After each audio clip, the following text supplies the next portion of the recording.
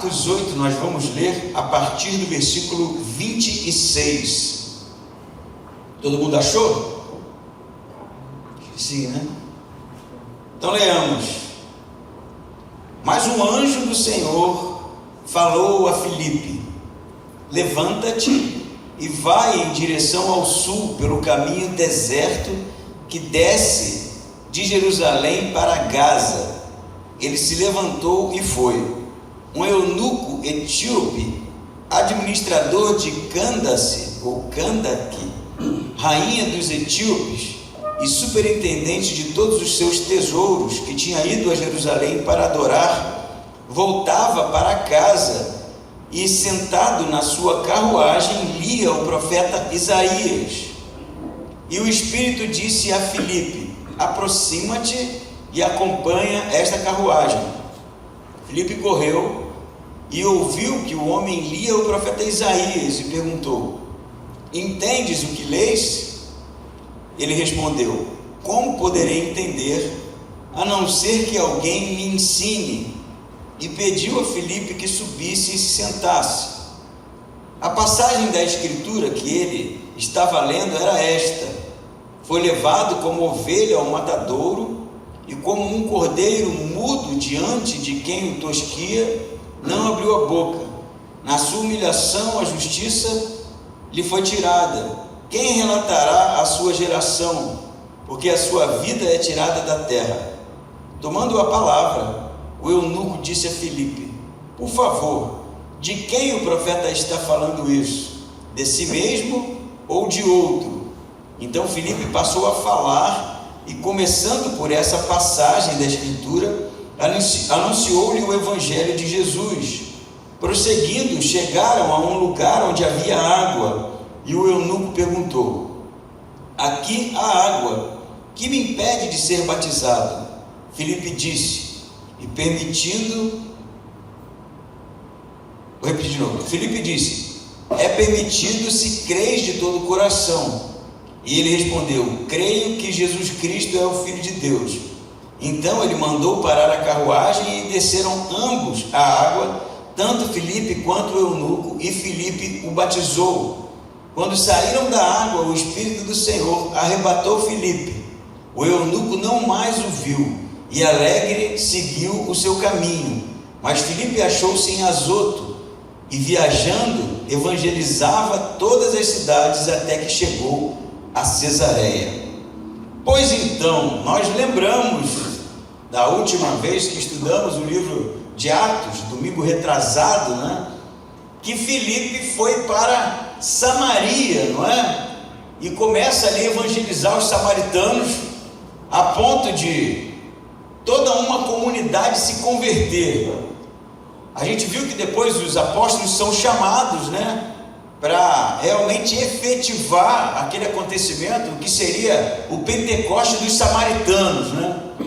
E agora Filipe vai receber uma mensagem, diz Lucas, de um anjo. A gente não sabe como foi isso, como o anjo falou a Filipe, né?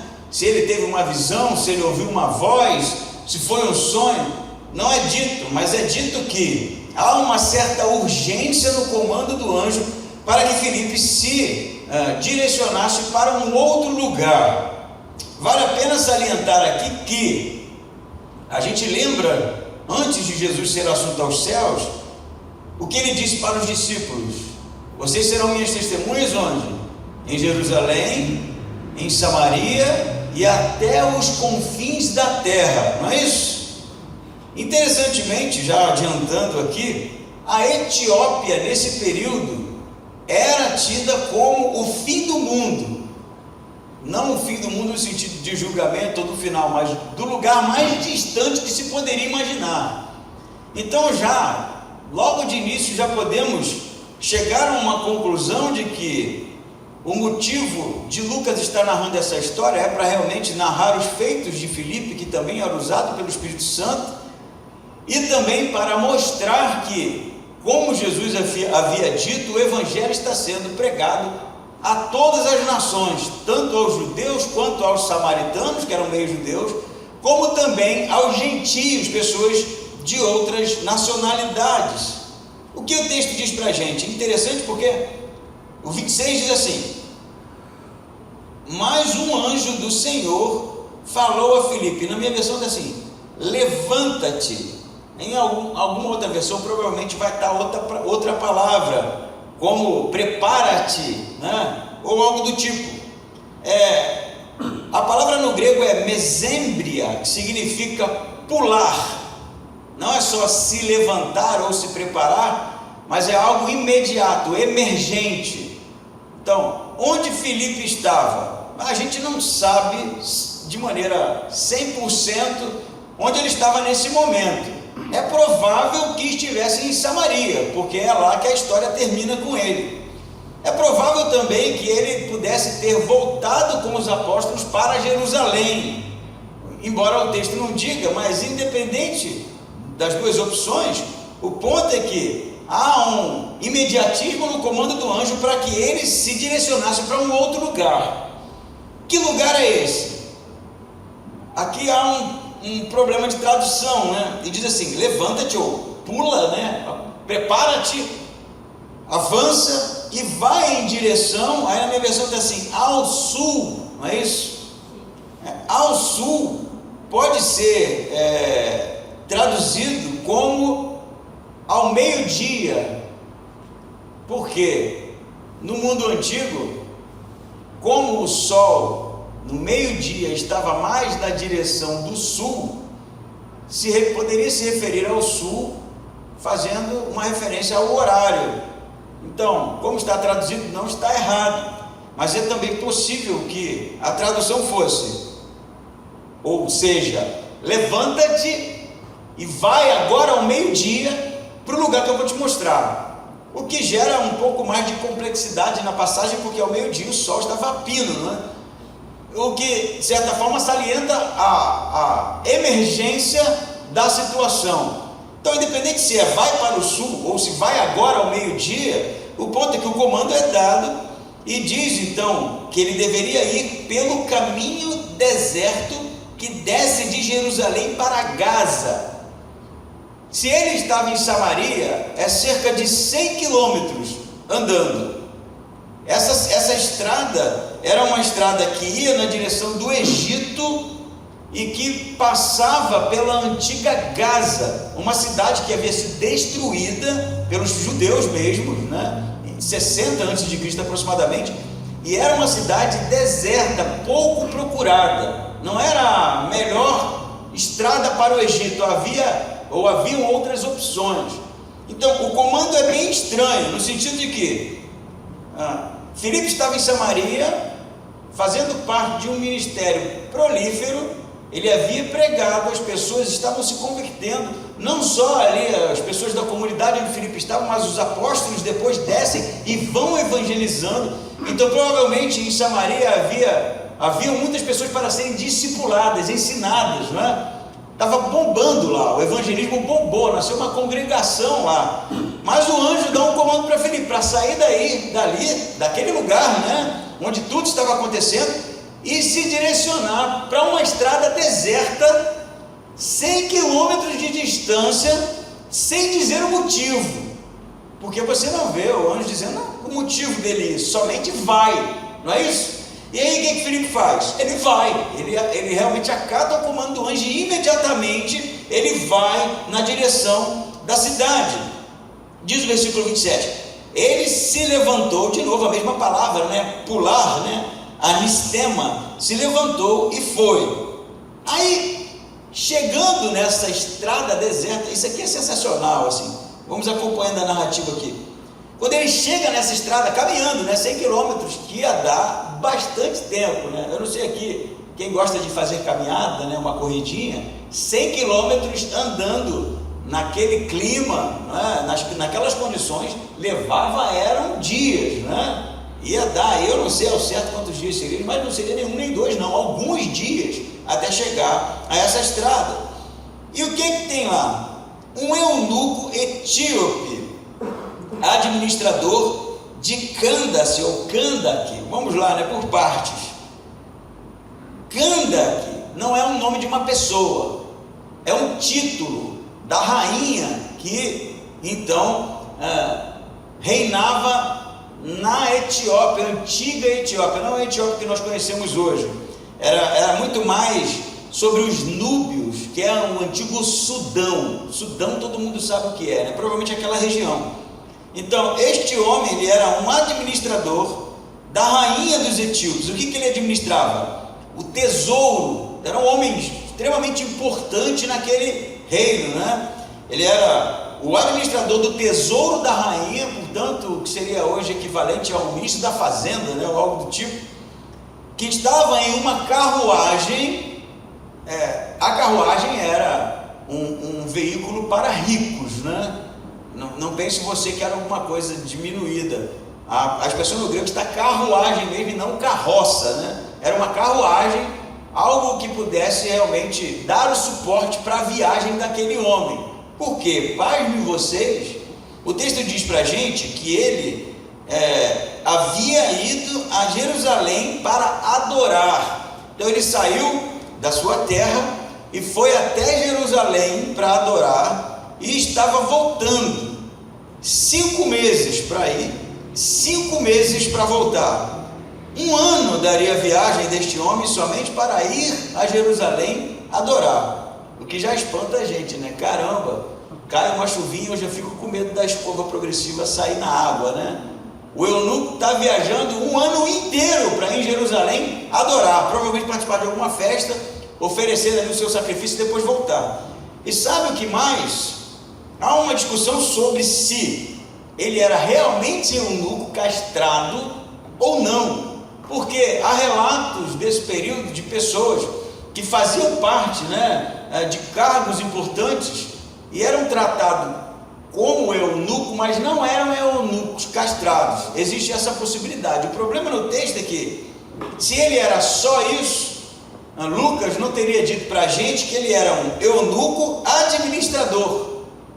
Se ele quisesse dizer somente que ele era um administrador que ocupava este cargo, né, mas não era mesmo um eunuco, ele teria dito somente administrador. Mas ele diz que ele era um eunuco porque ele quer salientar o que a gente vai ver na continuação desse texto, que esse homem havia sido castrado mesmo. Isso acontecia, e muitas vezes, pasmem vocês, no mundo antigo, era voluntário. Ele não era um escravo que foi castrado. Provavelmente ele era alguém que escolheu ser castrado para ocupar os cargos de importância, porque era assim que se entendia nesse período. Eu tenho certeza que dificilmente alguém ia querer aqui, algum homem ia querer ter um cargo de importância desta forma, mas no mundo antigo era assim.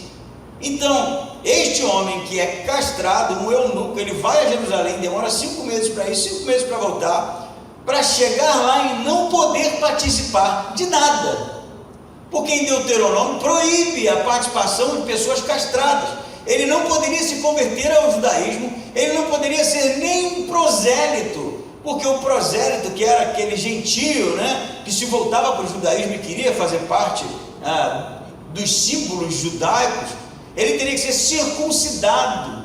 E como é que vai circuncidar um eunuco?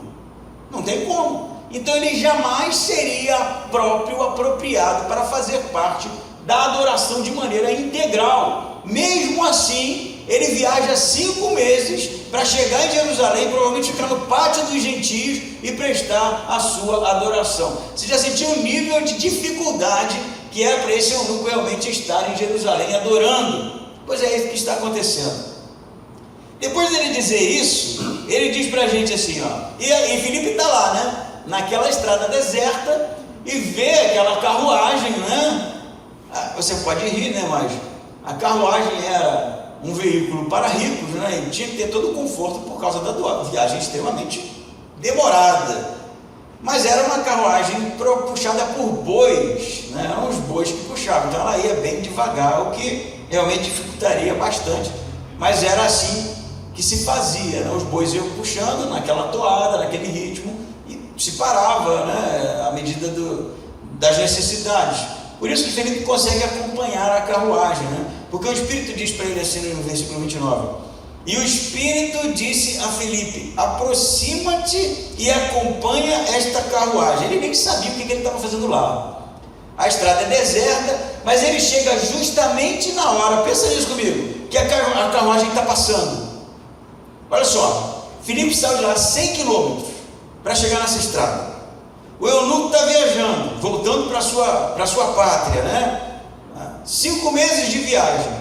Se Filipe demora lá, supor, 3 horas para fazer a mochila, o que ia acontecer? Ia desencontrar. Ele ia chegar na estrada, não ia ter ninguém para ele falar. Então por isso a emergência, pula, salta, apropria-te, vai, porque era o time exato para o encontro de Filipe com o eunuco. E o que o Espírito vai dizer? Aproxima-te e acompanha esta carruagem. Ele ainda não diz o que Filipe tem que fazer. Primeiro vai, né? Diz a localização. Ele chega lá. O Espírito fala assim: está vendo aquela carruagem? Se aproxima. Não diz também o que é para fazer. De repente era só para se aproximar e ficar esperando algum outro sinal, sei lá, vai saber o que vai acontecer. E aí quando ele se aproxima da carruagem, diz assim o versículo 30: Filipe correu e ouviu que o homem lia o profeta Isaías. Cara, isso aqui é muito sincronizado. 100 quilômetros para chegar na estrada, para topar com a única carruagem naquela estrada deserta, né, que ninguém andava, para se aproximar justamente na hora que o eunuco está lendo a passagem de Isaías que fala do Messias. Aí o Espírito Santo não precisa falar mais nada, porque ele só falou: aproxima-te e escuta. Quando ele escutou o cara lendo em grego, não é? Isso também mostra a condição aquisitiva do eunuco, porque não era qualquer um que podia ter um rolo, não é? Principalmente Isaías, que é um livro extenso. Então ele provavelmente em Jerusalém comprou o seu próprio exemplar de Isaías, era isso que ele vinha lendo. E como Filipe ouviu ele lendo? Se lia em voz alta, né? No mundo antigo se lia em voz alta, porque se dizia que ler em voz alta facilita decorar, aprender. Ler em voz baixa facilitava o esquecimento. Era assim que se pensava. Então ele vinha lendo em voz alta o livro de Isaías. Quando Filipe se aproxima e escuta e pergunta: entendes o que lês? Mas eu vou parar por aqui para realmente salientar um aspecto que é importante aqui. Eu acho que se eu perguntar aqui, quem de nós, né, deseja saber a vontade de Deus para a sua vida? Todo mundo quer saber, não é isso? Todo mundo tem o desejo realmente de entender quais os propósitos de Deus, quais os planos de Deus para tantas áreas da nossa vida, né? Mas o que eu posso dizer para você com base nesse texto aqui é que Deus nem sempre vai te dar um mapa da mina, nem sempre vai cair no seu colo todas as especificações, todos os detalhes, a bússola, o GPS, o Waze, com toda a rota marcada para que você realmente alcance o objetivo. Nesse texto, a vontade de Deus vai se revelando à medida em que Filipe vai obedecendo. Levanta-te, opa, está desperto. Vai para a estrada do sul, ele vai. Está vendo aquela carruagem? Estou vendo, aproxima, ele se aproxima. E Deus vai revelando a sua vontade assim. Eu penso que um grande problema da nossa geração é querer tudo de mão beijada. Quem sabe a gente esteja viciado a encontrar tudo no Google, né? E eventualmente pode ser que a gente digite lá: qual é a vontade de Deus para a minha vida? E dá o enter para ver se Deus mostra, para ver se Deus revela, para ver se a gente pode achar de mão beijada ali o que é que Deus quer da gente. Porque assim a gente pode decidir se a gente vai aceitar o que Deus quer ou não aceitar, dependendo do nível de dificuldade. Ah, Deus, 100 quilômetros andando, não dá para mim não, manda outra, né? Manda outra vontade, porque essa aí realmente está difícil. Porque normalmente a vontade de Deus para nós vai tirar a gente de um lugar eu poderia dizer, de segurança, um lugar de conforto, um lugar de sentir-se bem, para desafiar a gente a avançar e realmente encarar novos desafios. Mas isso só acontece à medida em que a gente obedece aos comandos de Deus. Amém? Tudo bem, né? Pode ser que um anjo não vá falar contigo, né? Porque quando o anjo fala, eu acho que todo mundo aqui, se ouvisse, iria obedecer.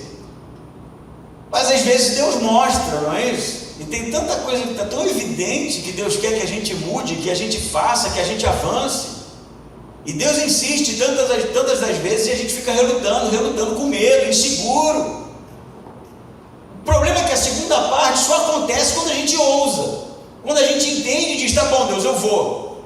E aí ele vai mostrando como migalhas. Vocês lembram da história? Não sei se foi Joãozinho, eu não me lembro que história foi, de criança. João e Maria, né? Que deixava as migalhazinhas, né? E à medida em que acha uma migalha, você avança para a próxima e assim consegue percorrer o caminho. O que está acontecendo aqui é isso.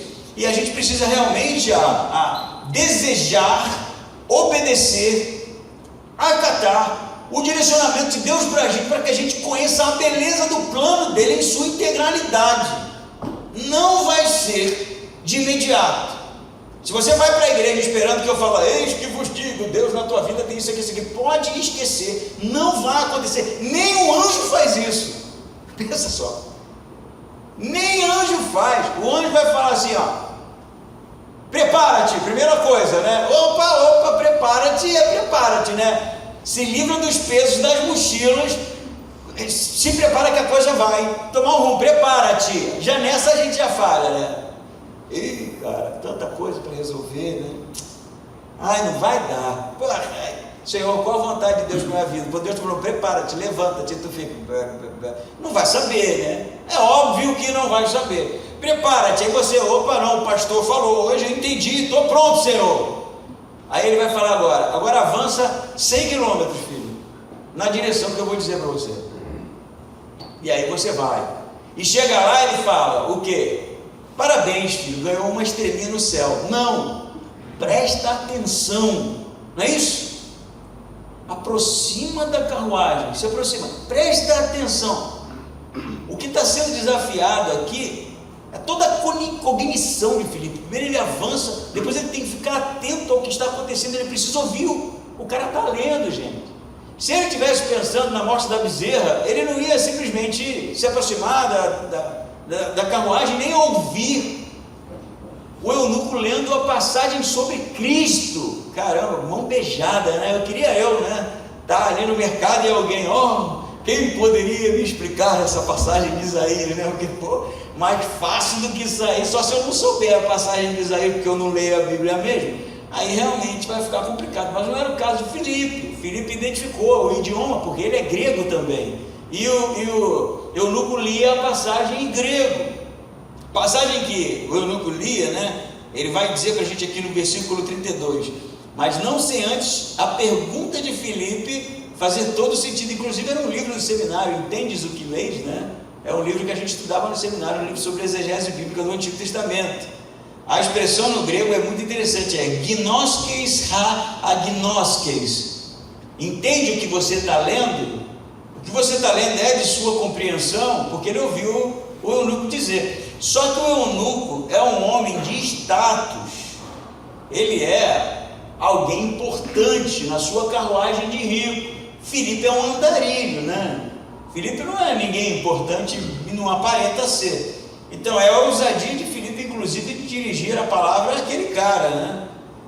E aí o que o eunuco vai dizer? Quem é você, seu pé rapado, né?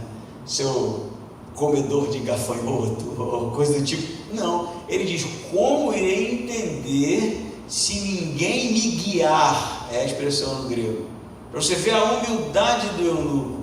Ele tinha dificuldade com o texto. Por que ele tinha dificuldade com o texto? Vamos ler a passagem do versículo 32, que ele vai dizer aqui, que passagem é para nós, né? Isaías 53, 7 e 8, na verdade aqui é o que Filipe diz, o que Lucas mostra para a gente. Provavelmente ele estava lendo todo o Isaías, né? E Filipe descreve esta passagem para os seus destinatários entenderem que se tratava de Isaías. O texto é esse aqui: foi levado como ovelha ao matadouro, e como um cordeiro mudo diante de quem o tosquia, não abriu a boca. Na sua humilhação a justiça lhe foi tirada. Quem relatará a sua geração? Porque a sua vida é tirada da terra. Tomando a palavra, o eunuco disse a Filipe: por favor, de quem o profeta está falando isso? De si mesmo ou de outro? Então, a pergunta do eunuco não é a pergunta de nenhum imbecil, não. O texto fala de um servo sofredor. Na verdade é o quarto cântico de Isaías do servo sofredor.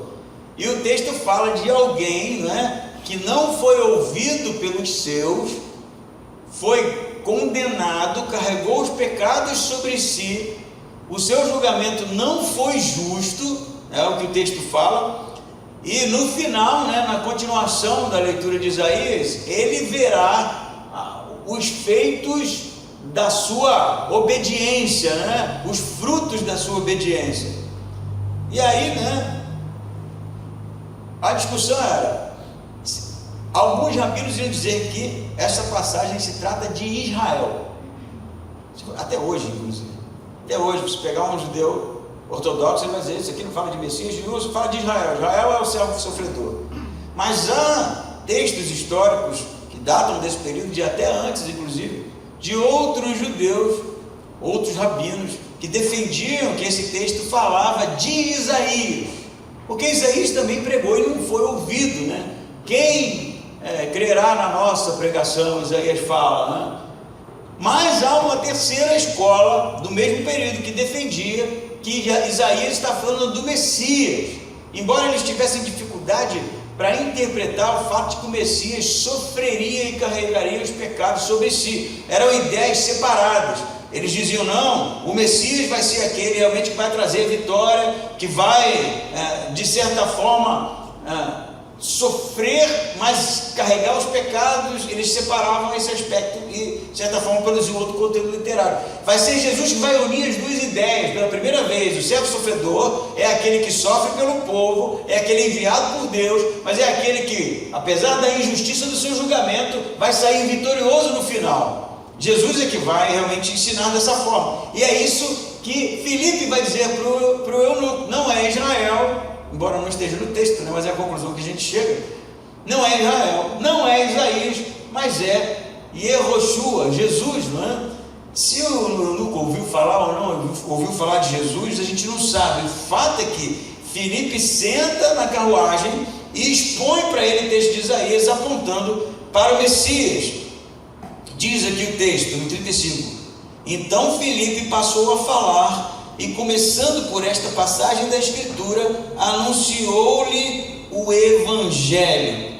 Se você for fazer um estudo desse texto aqui, e tivesse que fazer um trabalho para a faculdade, a pergunta que seria é, qual é o cerne desse texto?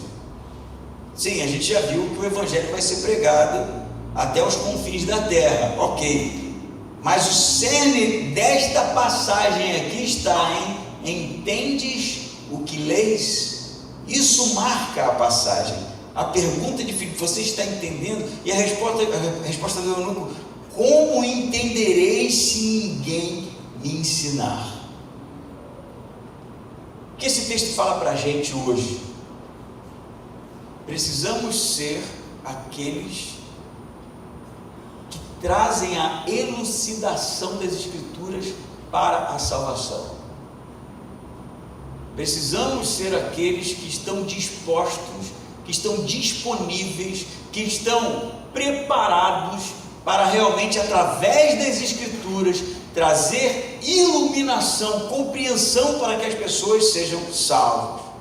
Precisamos ser aqueles disponíveis, corajosos, ousados, mas que possuem a compreensão das Escrituras, para que Deus possa realmente, através da sua revelação bíblica, libertar as pessoas. A igreja não é nenhuma outra coisa a não ser o povo de Deus que adora porque entende o que foi escrito, o que foi ensinado por Jesus, o que foi realmente revelado por Deus através das suas Escrituras. O que não for isso, não serve. Não serve. Filipe poderia ter contado uma história aqui, testemunho da sua vida, eunuco, eu era assim, assim, assado, encontrei Jesus e virei assim, assim, assado. O testemunho é realmente relevante, mas a ideia central é a exposição do Evangelho, é a exposição das Escrituras, é mostrar através das Escrituras que ela fala de Cristo, que ela fala de Deus, apontar sempre para o que Deus revelou, que se cumpre no seu Filho. E a gente precisa estar preparado para isso, porque pode ser que a vontade de Deus para a gente não seja muito bem o que a gente está pensando, não. Que a gente viaja na maionese tantas vezes, a gente cria projetos, a gente sonha com coisas e joga na mão de Deus para Deus dar uma carimbada. Mas às vezes, ou na maioria das vezes, o que Deus quer da gente é que a gente esteja preparado para algo que Ele vai realmente colocar à nossa frente como desafio. E na maioria das vezes você compreender isso aqui para poder realmente falar da salvação para as pessoas. Não adianta dizer Jesus salva, embora isso seja verdade, se isso não estiver permeado na exposição da palavra de Deus. Não adianta dizer que o céu é maravilhoso, porque qualquer um que creia em divindade, seja lá do que tipo que seja, vai concordar com você. Isso não muda a vida de ninguém. O que muda a vida das pessoas é a palavra revelada, são as escrituras. Isso não é negociável, não é negociável. Não tem teologia fora disso aqui, não tem conhecimento fora disso aqui, não tem revelação fora disso aqui. Está tudo revelado realmente naquilo que Deus desejou mostrar para o homem. A gente precisa ser craque nisso aqui. Craque. Você é craque em quê? Craque de computador? Tem gente que entende pra caramba, né? Tenho amigos assim. Dá um jeito dele, tu entrega o computador quebrado, o cara te entrega o computador novo. Ah, foi a rebimboca da parafuseta, o cara sabe tudo, né? Craque de futebol, né? Tem craque de futebol, tem gente que conheci, né? Amigos que não foram profissionais porque não tiveram oportunidade, mas que jogavam muito futebol, assim, coisa impressionante. Craque em que você é? O Breno não é craque em academia, né? Descobrimos isso essa semana, mas deve ser craque em outras coisas, né? Foi mal, Breno? A gente tem capacitação, não é? A gente é bom em alguma coisa, não é possível que você seja bom em nada, nem que você seja bom e não ser bom em nada. Eu sou bom e não ser bom em nada, mas alguma coisa você tem que ser bom. Isso não tem realmente nenhum problema. O problema é quando a gente não é bom na Bíblia, não é bom nas Escrituras. O problema é quando a gente lê e não sabe de nada, na mão do palhaço, como diz lá no engenheiro, você não sabe de nada. E a coisa é tão difícil que eu não consigo entender. Eu não lê, pô. Mas não lê, não vai entender. Como vai entender, né? Eu até falo isso, não precisa necessariamente ler, ouça, tem aplicativos, né? E é bem interessante o aplicativo com narração bíblica, que ele vai te fazer decorar muito mais do que a leitura. Você sabia disso? Porque no primeiro século, nem todo mundo tinha um livro como o Eunuco tem o rolo aqui. Eles ouviam, né? Ouviam as histórias e eles assimilavam. O problema é que a gente precisa ter desejo, vontade realmente de aprender, para quando a oportunidade surgir, nós estamos preparados para realmente fazer aquilo que Deus deseja que nós façamos. A gente não pode ser um novo crente a vida toda, gente, sem compreensão nenhuma, porque estamos cansados e não conseguimos ler, porque não temos tempo. Isso é imprescindível, dominar realmente a palavra de Deus, o Evangelho, ler e ter o desejo realmente de aprender.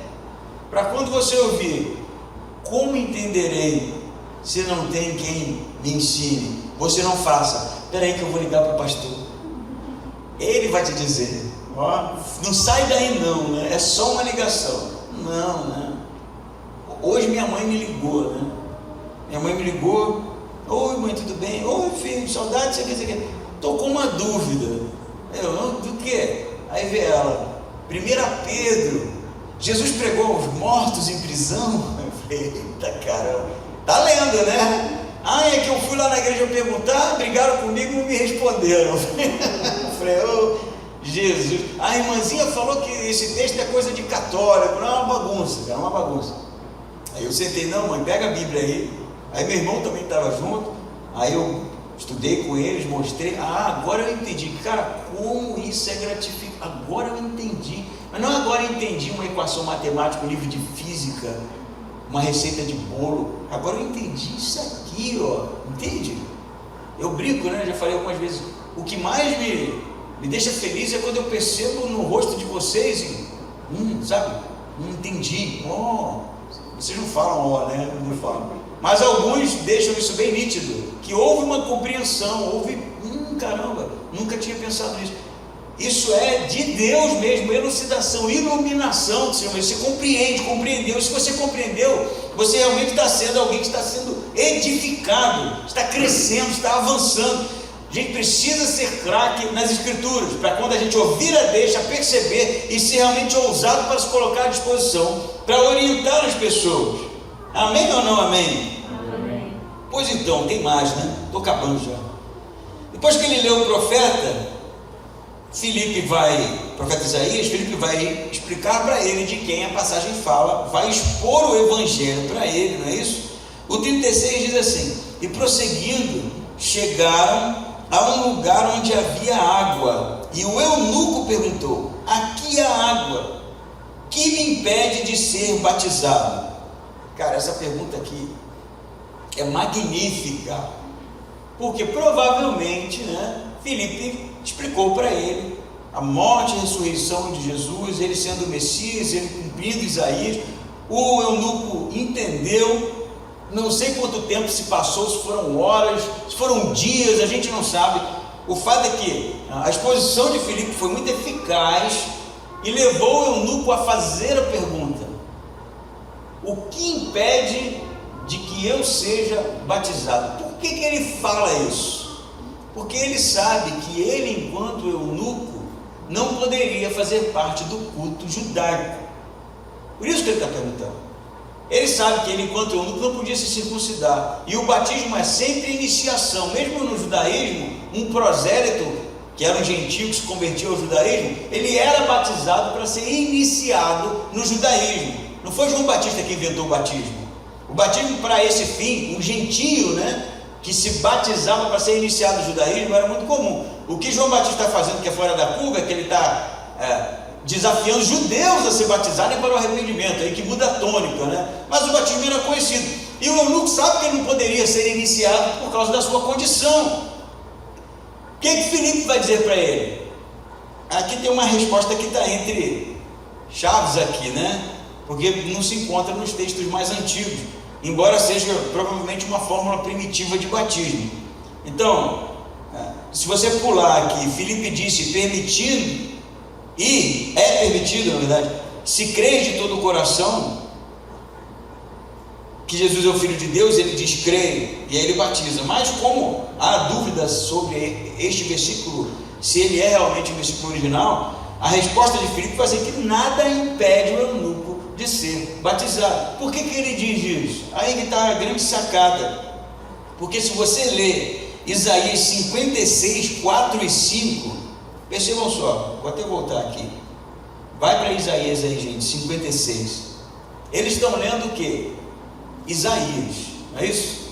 A passagem que o eunuco tem dúvida é qual? Isaías.